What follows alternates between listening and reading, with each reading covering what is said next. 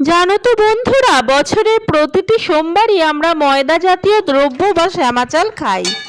মুগ ডাল ফুটছে, অনেকটা সিদ্ধ হয়ে গিয়েছে। এবার এই শ্যামা চালের প্যাকেটটা কেটে দেব।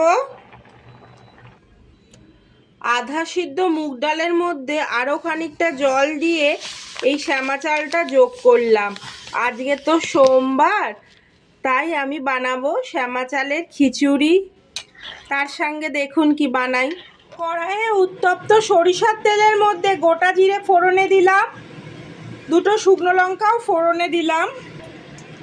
জিরে শুকনো লঙ্কাটা ভাজা ভাজা হয়ে গিয়েছে, সুন্দর একটা গন্ধ ছাড়ছে। এবার বাটা মশলা দেব।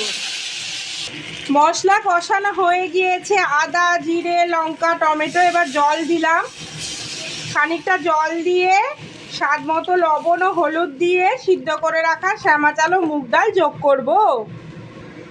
হলুদ দিলাম, লবণও দিলাম, শ্যামা চাল সিদ্ধটা যোগ করে দিলাম।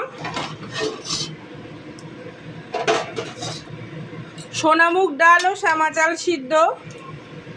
এবার এটা সুন্দর করে মেশাবো। খিচুড়ি প্রায় হয়ে এসছে। এবার 1 চামচ মতো চিনি দেব আর ঘি দেব, গাওয়া ঘি দেব। নিরামিষ তরকারি খিচুড়ি রেডি। আমার সমস্ত রেসিপি তো আপনাদের সাথে শেয়ার করি, তাই ভাবলাম এটাই বা বাদ যায় কেন। আজ নিরামিষ পদে বেগুন ভেজেছি, পাঁপড়ও ভেজেছি, কন্টেনারে আছে। আর ফুলকপি আলু সোয়াবিনের একটা নিরামিষ পদ করছি।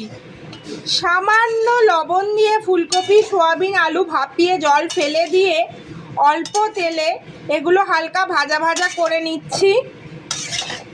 এরপর মশলা যোগ করব। মশলা দিলাম টমেটো, আদা, কাঁচা লঙ্কা, জিরে। মশলা অল্পই দেব, হালকা করে একটা সবজি করব। ভালো করে কষিয়ে তারপর জলটা দেব। মশলা কষানো হয়েছে, জলটা দেব। আর স্বাদ মতো আমরা লবণ দেব, হলুদটাও দেব। নামাবার আগে দেখব সামান্য রেড চিলি পাউডার আর একটুখানি চিনি দেব। হালকা পাতলা সবজি এবং সোয়াবিনের একটা ঝোল করছি।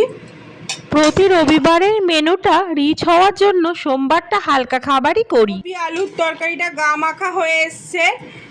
এবার 1 চামচ মতো চিনি দেব। আর নিরামিষ তরকারি তো, তাই টমেটো কেচাপ আমরা অ্যাড করব।